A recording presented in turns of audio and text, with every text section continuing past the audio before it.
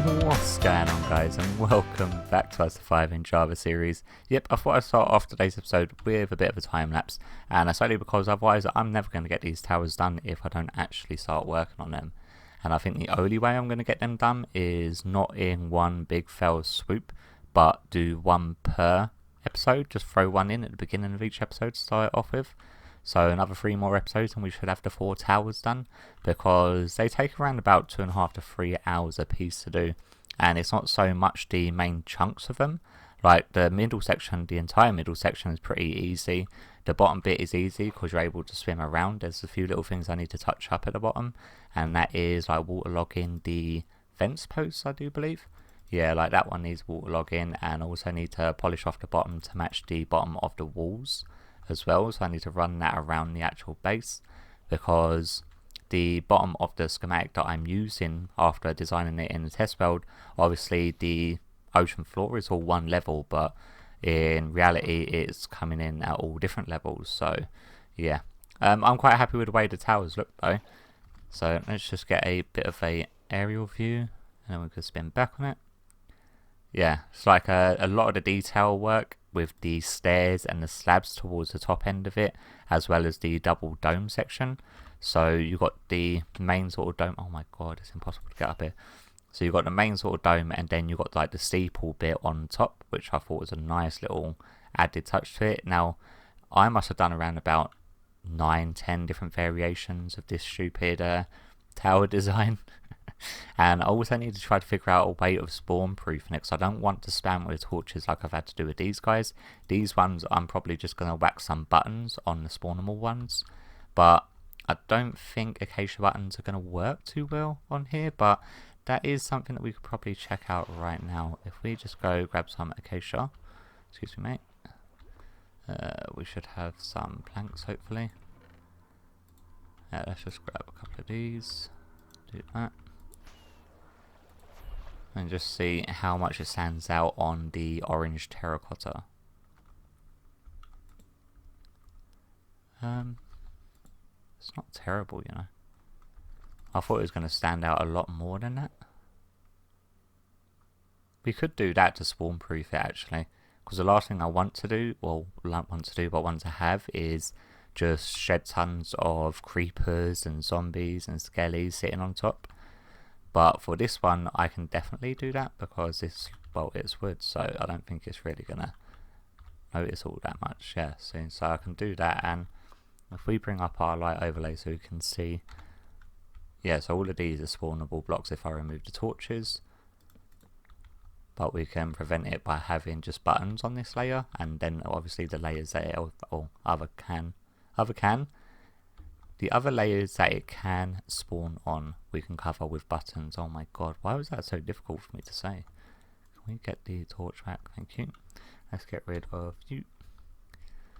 So yeah, today's episode, not the towers, definitely not. I've got all the resources set aside for each tower, and just by the sheer amount of resources you can tell that it's going to take a while, because it's just, yeah, it's a lot of different materials, and obviously the bottom section is built differently than the top section. But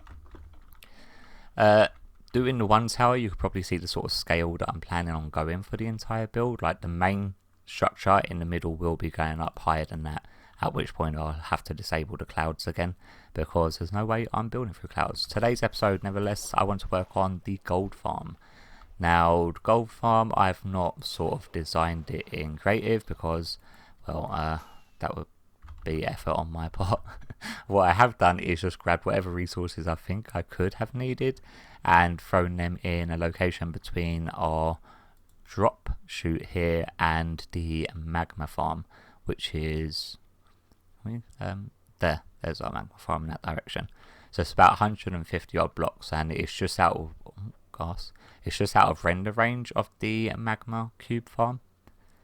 Now I was thinking that this is probably not going to be the last gold farm that we build on the server, because the amount of new people that we've obviously got on the server, and a lot of them being from the States, that if I tried to AFK overnight when they're all online, the rates are just going to be trash, because obviously a lot of people are going to be constantly in the nether. There's a lot to do in the nether, a lot of biomes in the nether now, and a lot of people have their farms such as I do. So we may end up building an overworld gold farm as well. Now if we bring up the map, we can see that we are smack bang in the middle of a nether waste area rather than the crimson forest that our other farm is actually built upon. My gold farm is there in the crimson forest, and obviously the rates are a lot slower and a lot more trash in that one. It works well enough for an XP farm and no other people online, but otherwise it's not fantastic. Now the majority of these boxes are going to be magma blocks because obviously we're going to need tons of them. I am going to have to swap over my boots if I can. Yeah, frosty feet. So we can walk on the magma blocks, but the first thing that I want to do is obviously do the collection system. So we've got our redstone boxes out, and we're going to have to do the same sort of collection system that we've got for that one. That one was extremely overpowered for the rates that I was getting on that, but that is pretty much the same sort of design that we've got to go for, but increasing the amount of chests, I do believe. So we've got some chests here, and what we're going to do is design it from the ground up. So we're going to do the collection system first, and then we're going to do the drop chute. We don't want to be within render range of you. Can you unload now, please? I think it's because I've already loaded it. So because I'm running the Opti fabric, it's sort of just keeping it in its memory bank. So let's see what we can do. Let's go with you. Trying to think of how we can do this back to back. We go 1, 2, 3, 4, and we have the filters on this side, and then hoppers coming down into either side. So 2, 3, 4. Then let's just build these up. Okay, so we've got a lot. Oh, actually, we've got even more chests. Okay, that's more better. Just more better. That's just better. Let's just make sure we can reach all the top chests without having to jump, because that will get really annoying after a while. Especially every single time we do like a session here, and we're gonna have to clear out the chests. We're gonna want hoppers, so all of these are gonna need hoppers in, and we can start from the top here actually. So we've got the hoppers now all in place. What we are going to have to do is sort out the item filters on top, but we are going to need a block. White concrete? White wall is cheaper to do the redstone bits and pieces on. Comparators, redstone torches. I'll try my best not to whistle down the microphone. A repeater. Going to want a bunch of dust actually, and we should be able to do the filters that way. We could do with some actual gold. Okay. He keeps on dying from kinetic energy, and each time usually blame the fact, well, before he blamed his kid for climbing on top of him when he was flying, but yeah, that time he's owned up to it. We should have some golden nuggets somewhere here. Awesome. And then we want some flesh as well. Wow. Because we're probably going to want the clerics moved over in this direction. I love how the hoppers are sort of loaded, but the chests weren't. Is that going to be too close to this, do you reckon? It's like 460.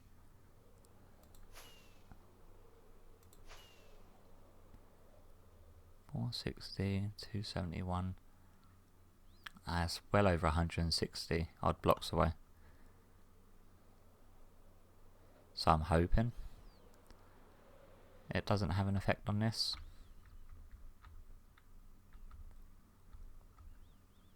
Yeah, I think we should be good. The range, like we could see max gold farm here as well, because we've literally just loaded it in. I think that's the problem. Usually you won't be able to see that far because this static build. I think Optifine's just keeping it loaded. So what we are going to do is back on these filters now. Now, which way can we actually do this? The filters, we do actually want to be sitting directly on top, but not obviously that close, because we need to be able to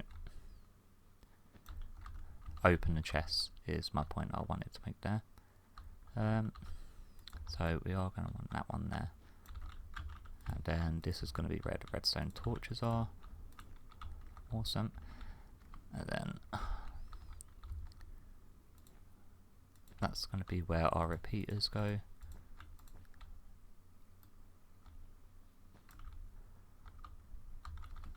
And so torches like so.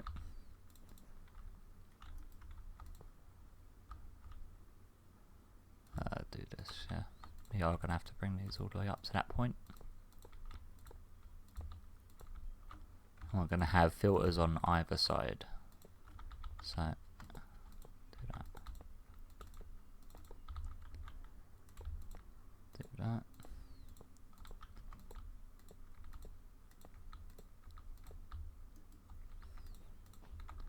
And then this is where our comparators are going to go. And then we just have the hoppers pointing into this for our filter. Oh, no, not like that. Oh, for God's sake. Okay, and then we're just going to run the filters. We're going to have, obviously, the majority of them being, whatchamacallits, golden nuggets, and then the last one being rotten flesh. And then after that, what I'm going to be doing is running the dropper line. Literally, it's going to be the same sort of collection method as we've got on our old gold farm. That we're going to have another section of hoppers going off in this way. Yeah, this way. Let me just make sure. That would be east way. Which way? We may actually go west. We're going to go that way. And we're going to have a hopper minecart going over a bunch of hoppers feeding into the dropper chain, which is going to be running across like so. I think is going to be the way that it's going to have to be done. So yeah, let me crack on, get the filter in and get the actual collection method in, and I'll bring you back. Alright, so I've managed to get the whole sorting system sort of in place, and it's looking fairly beastly. Now the bottom observers I'm going to have on sticky pistons, so when they're pushed up, then it will activate the entire sort of dropper chain. And we've got 4 hopper mine cars going back and forth. Can we get our rockets on our hot pass? We get up there. Thank you. Yeah, so we've got 4 hopper mine carts going back and forth over, I think it's 12 hoppers which are feeding into the dropper lines. So that way we've got a lot of them picking up. Now what I may actually end up having to do is swap out the redstone blocks for these wall blocks and then have more hoppers going in either side depending on whether or not the system can keep up with the drops. I'm hoping that it can, and what we're going to be doing is having a 4x4 drop chute going up rather than a 3x3, and we're going to have the center point be a 2x2 with the turtle eggs in, and then obviously blocking the corners to avoid the zombie pigmen from getting stuck. So yeah, I think that is going to be that, and I think the next bit we're probably just going to crack on and do the time lapse of me getting it done. I also need to shoot off and get some glass as well for the drop chute, because we are obviously building out of magma blocks. I'm definitely thinking orange glass. I've got the glass ready done, I just need to go get some dye, and then yeah, we'll crack on with the time lapse.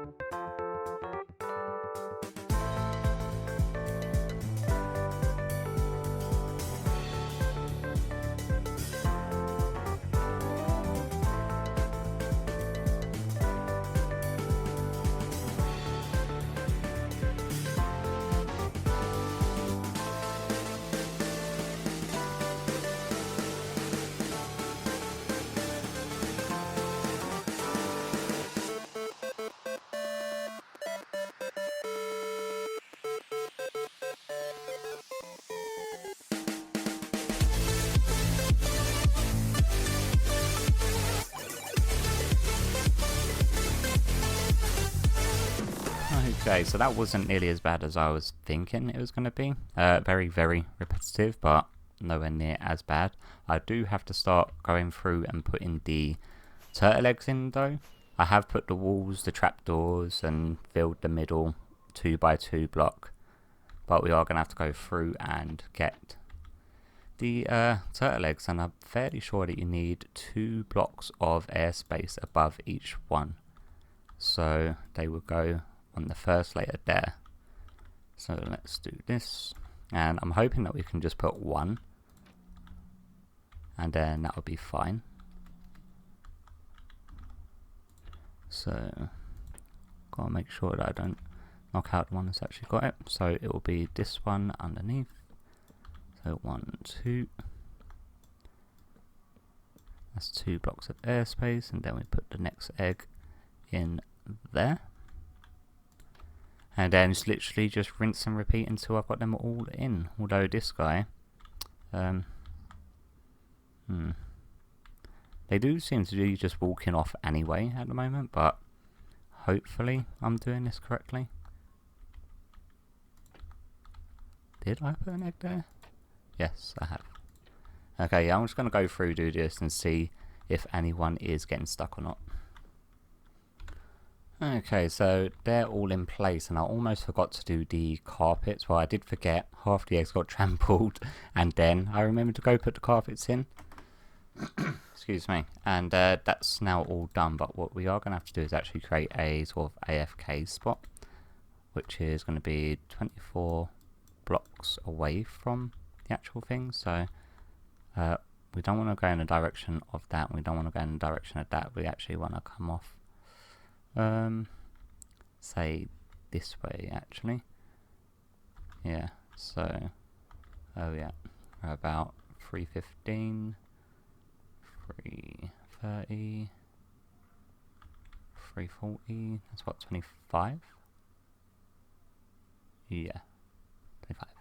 So this is about where we want to be, and I forgot to grab the scaffolding, so let me just put that there for a sec. And then we want to go up to probably build limit, just to ensure that nothing down below is getting, oh god, just ensure that nothing down below is getting loaded. Yeah, I went to help Mac, and when I came back to carry on putting the eggs down, I just completely spaced and forgot that they could spawn on the wood that didn't have the eggs on.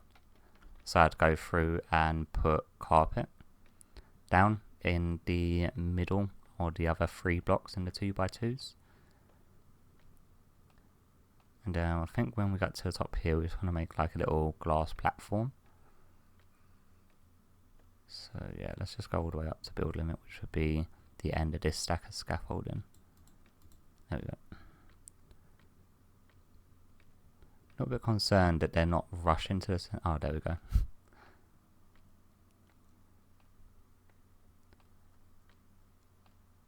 So let's just have a look down there. Yeah, they are coming in pretty rapid, which is what we like to see, which means it's working. Hopefully we get working even better. The higher up we go, the faster they start coming down. I'm not too sure the aggro range. Okay, so they spawn it takes just like a moment, but I haven't actually switched on the sorter down there, so should really get down there soon and put in the pistons to turn it on and off. But let's quickly get this AFK spot done. Forgot that you can't build that high. Let's save that. 1, 2, 3, 4, 5. I just want it big enough so I'm able to land up here when I fly. So about that, and then do that all the way around.